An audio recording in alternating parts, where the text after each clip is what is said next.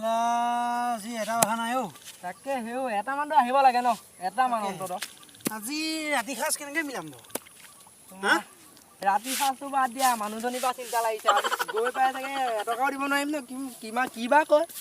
সেইকাৰণে বিয়া পাতিব নালাগে মানুহ মই এতিয়া বলা মানুহ মই এতিয়া নিজৰ সাজকে মই গোটাব পৰা নাই সঁচাকৈ কৈছোঁ বিয়া কেতিয়াও নাপাতিবা এই মাইকীটো আছে আৰু এই সৰু দুটাটো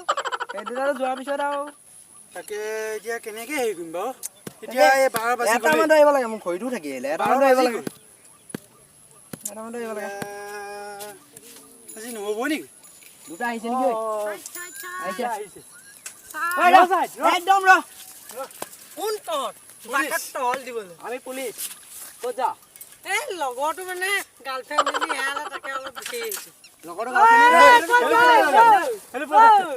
চেণ্ডেলো এৰি থৈ গ'ল